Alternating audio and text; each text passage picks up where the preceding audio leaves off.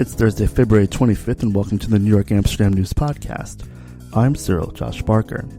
My guest for this episode is Amsterdam News senior writer Herb Boyd. He's going to be speaking with me about the surfacing of a letter by a former police officer who alleges the NYPD and the FBI conspired in the assassination of Malcolm X.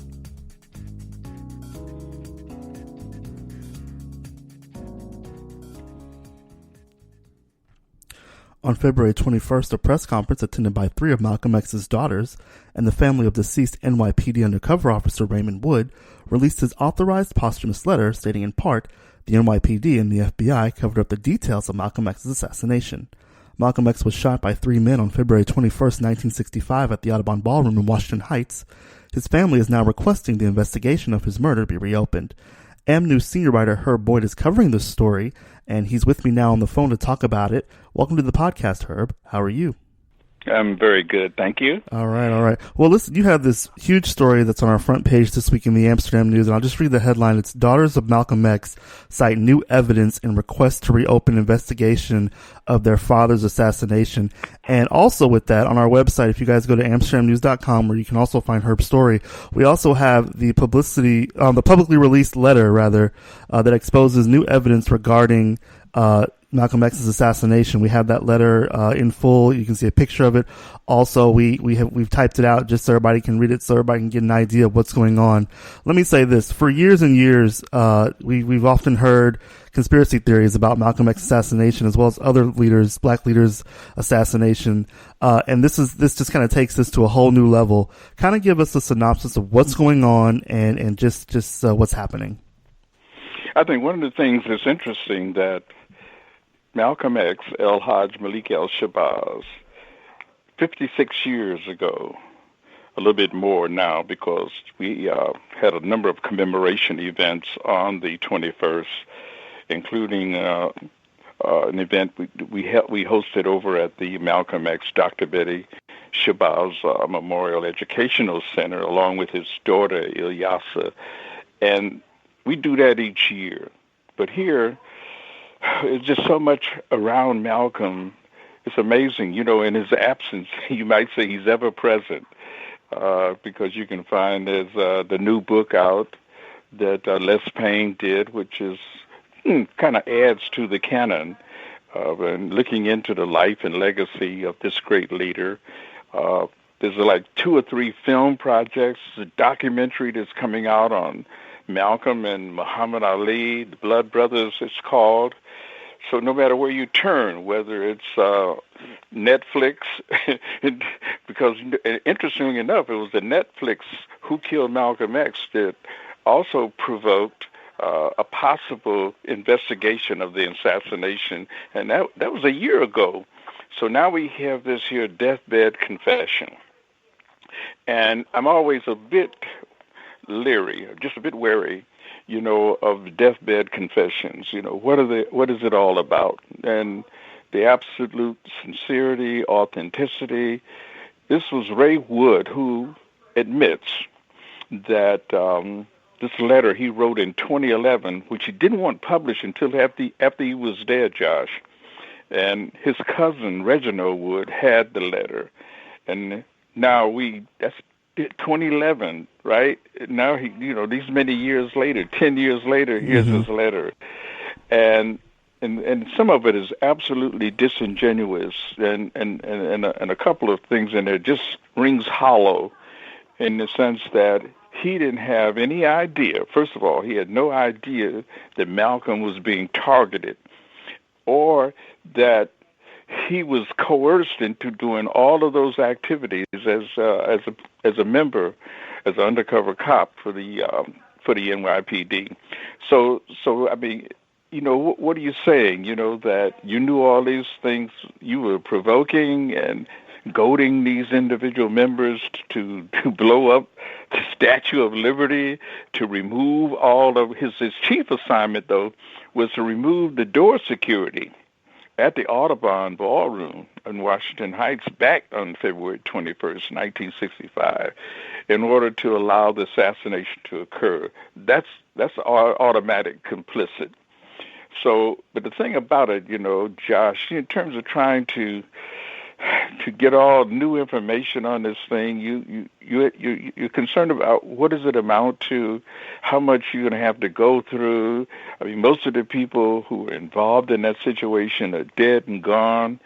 I mean, so you wonder about the absolute substantial. What is it all about? What can we gain from this? Well, one of the things we can gain from is just some clarity around that situation, what was going on at that time, whether or not there's any kind of punitive damages, remuneration in terms of exoneration and those kind of things. Well, we've tried this several times before, and these conspiracy notions, they just kind of hit a wall at some point, and then, you wait for something else to occur. One of the things that's going to occur, but it's going to be in 2027, sometimes some people say 2047, when the FBI release all of the documents they have about the surveillance of Malcolm X. Maybe by then, I won't be around. You'll have to pick it up, Josh. I certainly will, yes. Do the story on that one. Absolutely. Yes. So just to give everybody some background, Malcolm X was shot on February 21st, 1965, when a man rushed the stage at the Audubon Ballroom and shot Malcolm X once in the chest with a sawed-off shotgun, and two other men charged the stage, firing semi-automatic handguns. Malcolm X was pronounced dead at 3:30 p.m. shortly after arriving to Columbia Presbyterian Hospital. The autopsy identified 21 gunshot wounds to the chest, left shoulder, arms, and legs, including 10 buckshot wounds from the initial shotgun blast. And of course, we all know about the assassination. It was actually portrayed in the movie Malcolm X, starring Denzel Washington. We all saw that such a terrible scene to see, even though it was acting. We all know the horrific scene that occurred at the Audubon Ballroom in 1965. What are some of the next steps here? Because obviously, a lot of people have been saying for years that the government and the FBI were part of Malcolm X's killing, and so here we have evidence. We have this letter here saying that this did happen. What are the next steps here? Investigation. That would be the next reasonable and logical step to take, and of course that resides with Cyrus Vance and the whole district attorney, and whether they'll pick it up and pursue this to the fullest extent of the investigation. Well, they had this opportunity, at least most recently, when some revelations that grew out of the Netflix production, which said that the people who were convicted and in prison were not the actual assassins. And we're still waiting for the results of that investigation. And now we, excuse me, Josh, that we hear that with this new evidence, they're going to pursue it again. So we have to see exactly, okay, what does that entail? First of all, we'll have to understand the nature of this here letter. And a couple of things in there are just it doesn't make any sense at all. So they may feel that this is too shoddy. This evidence there's no substantial reason for us to really pursue this. Because here's an individual whose credibility, whose absolute integrity is questioned from the very beginning. He goes in with these ulterior motives, purposes, to infiltrate organizations, which he had done before he infiltrated the Organization of African American Unity, Malcolm's organization. He had done it with CORE. He had had concerns of disrupting activities of the NAACP, the whole concern with Whitney Young and Urban League. So he had a very, very nefarious kind of track record. And most of those undercover cops had that. It was at least 4 or 5 other undercover cops in the Organization of African American Unity, and apparently they didn't know each other, that they had different kind of assignments, once they were recruited. And of course, that's something else that is pretty nebulous in terms of how this Ray Wood ends up, being recruited or trained. And he said that he got inadequate training, was hurried training. They put him right in there because he apparently went in April of 1964, which is only, 1 month after the organization is established, when Malcolm leaves the Nation of Islam. So he only has a short period of time to get the kind of indoctrination or orientation to go into the OAU and begin to deliver or provoke all kind of activities. Of course, the most critical thing is that he had the door security removed. However, there was still 4 other bodyguards that Malcolm had that was right on the stage. And 2 of them ended up, Gene Roberts is the one that's probably the most noted and popularized of these undercover cops, because he too has spoken clearly about everything that was going on. In fact, I interviewed him twice for the Amsterdam News many, many years ago.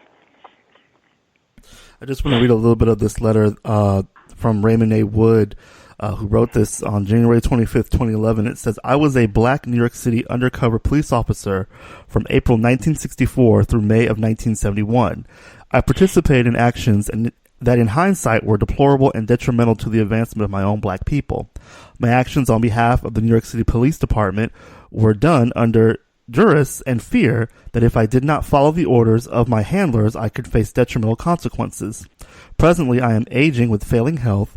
Recently, I have learned of the death of Mr. Thomas Johnson and are deeply concerned that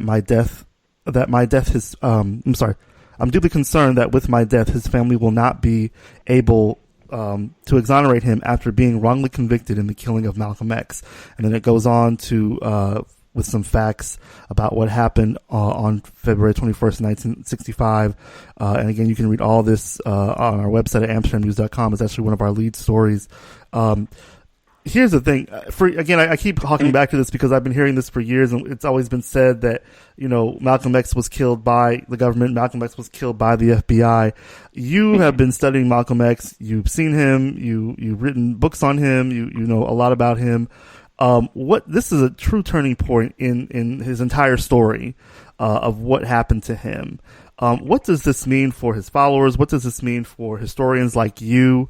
What does this all mean for folks like yourself?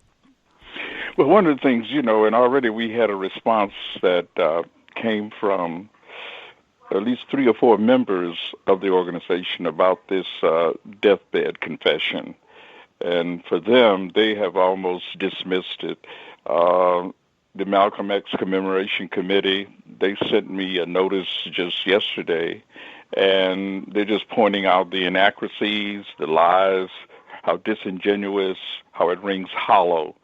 And that particularly the young people in the organization, young people trying to gather some notion of who Malcolm was, should not give any kind of credibility or credence whatsoever to this.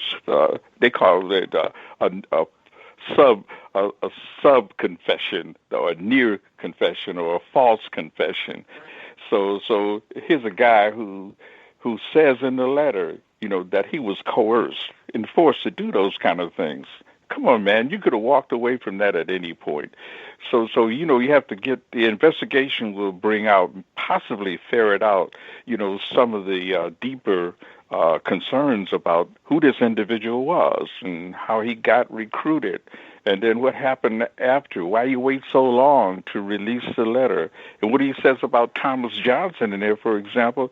Nothing about his confession is going to remove and exonerate, because he doesn't say anything about, whether or not, who did it then? If he didn't do it, who did it? If you're going to have a full confession, tell us everything. So it's so much left to be said about that particular moment, but it is some evidence, and we'll see exactly how the NYPD, or how the NYPD hasn't responded to it at all, and I didn't think they will, and as well as the FBI, because he seems to kind of bring the two organizations together and being complicit, and killing Malcolm. Or the fact that, later on, what happens with his life? What does he do after, 1971? Right. Where does he go from there? Because some of the other undercover agents continued. Gene Roberts, after he left doing his undercover work with Malcolm, he went to the Panthers. and did the same kind of, he was a provocateur, inside the Black Panther Party. A whole thing that come out here lately, the film Judas and the Black Messiah, began to, to focus on William O'Neill being this inside informant. Well, Gene Roberts and Ray Wood, they had the same kind of task. So our concern for the future generations is to pay very, very close attention to some of this information that's being put out there. Consider the source to begin with, and then really dig in and get a better understanding. There's a couple of books out there. Zach Condo's book, Conspiracies. Mm-hmm. He's the first one to really point out that who this Ray Wood guy was, and I'm waiting to see how Zach kind of summarizes the situation. Mm. And I just want to point out that it was Malcolm X's three daughters, Ilyasa, Quabila, and Gamila Shabazz, who are requesting an investigation to the murder of their father. And they're also being joined by noted civil rights attorney Benjamin Crump. Of course, we know Benjamin Crump for his legal work dealing with the Trayvon Martin case and several other social justice cases. What are you hearing from the family? Of course, the daughters, we always think of them. I've known Ilyasa for years. I think I've known her probably as long as I've been at the Amsterdam News. What are they feeling right now? What are they going through? I know that they're in the story. You have a statement from them, but what's going on with the family? Well, it's pretty hard to have them again dragged in front of press conferences and having to recount the very tragic, savage, brutal death of their father. It's got to be absolutely bothersome, very, very heart-rendering for them. But nonetheless, they stepped up, and Ilyasa in particular, saying that let's go where the evidence takes us. If this means some understanding, a better understanding of what happened to their father, then let's go on with it all. But I'm sure that they're somewhat guarded about a lot of this, not sure exactly, the veracity, of the letter and the implications that it has for all the people involved and the extent to which they would maybe want to step back from all of it. So all we have is a statement coming out which more or less says that, here's what the center, the Shabazz Center is all about and our concerns. And I think that's a good way to deal with it. Here's what we're doing, activities there, in terms of educating people about not only what happened to their father, but, the consequences, across the board, the other assassinations out there, Medgar Evers, Dr. King. Yes. What does it mean by the current situation in terms of the lawsuit being brought against Trump and Giuliani, and how does that factor into the general attack on African American lives in this country? So I think they're very cautious about it, very much concerned, but at the same time, they must be, here we go again. Yeah. Just want to read a little bit of that statement that you mentioned in your story, Herb, and this is from the family of Malcolm X, and it says, the deathbed confession of Ray Wood Sr. confirms the suspicions and concerns of progressive movements in NYC and around the country. As communities across the country continue to call for police accountability and justice, we recognize the information revealed today has contemporary ramifications. Some of the individuals targeted by Ray Wood Sr. on behalf of the NYPD over 50 years ago remain in prison this very day. And so that speaks volumes because, of course, with everything that's going on right now with the calls for police reform and the Black Lives Matter movement and, everything going on that happened last summer and that is still going on in America when it comes to the black community and police, this right here, this statement right here kind of just says it all about how this can have, reverberating consequences as to what's happening now. This is, years later, and we're still dealing with this with the police. I know. So it's a continuing thing because at the base, essential to all of this is understanding systemic racism in our society. The kind of white supremacy stuff that continue to kind of permeate and saturate, our whole society, the whole infrastructure, everything that's going on, is poisoned to some extent by that. So what happens is that more things change, the more they remain the same, and Malcolm begins to symbolize, I think, he's exemplary of a lot of the stuff that's going on. His life, what it was all about, his tragedy, the assassination, and how the reverberations of that continued to have, kind of some meaning for us, for young people, particularly to study his life. I teach a course right here at City College on the life and legacy of Malcolm X, and I have my students read his autobiography. But basically, Josh, that's just the beginning. You're just getting the foundation there. What he did with Alex Haley and recounting his life, the kind of episodes, from the evolution. And look at the names that he had. He starts off with Malcolm Little in May 19th, 1925 in Omaha, Nebraska. He ends up being El Haj Malik El Shabazz, at the Audubon Ballroom, 39 years later.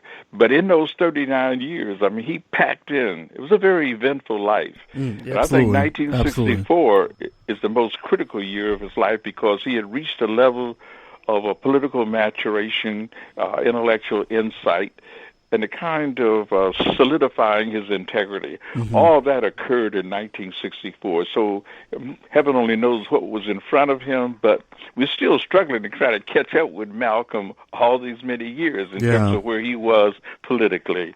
Yeah. All right. Well, again, Ilyasah Qubilla and Gamila Shabazz have requested the investigation of Malcolm X's murder of their father, be reopened, and we definitely will be following this case as it moves forward. Thank you so much for coming on. Oh, yeah, I think if you want to, from here, we can go to Maxine Waters, Michael Eric Dyson. There's I think The Hill is doing something at 11:30, okay. So I'm going to that right now. All righty. All right. Well, again, thank you so much for coming on. All right, bye. That concludes this week's podcast. You can pick up the latest edition of the New York Amsterdam News on newsstands and get updates online at amsterdamnews.com. You can also keep up with us on Facebook at NY Amsterdam News and follow us on Twitter at NY AmNews. I'm Cyril Josh Barker. Thanks for listening.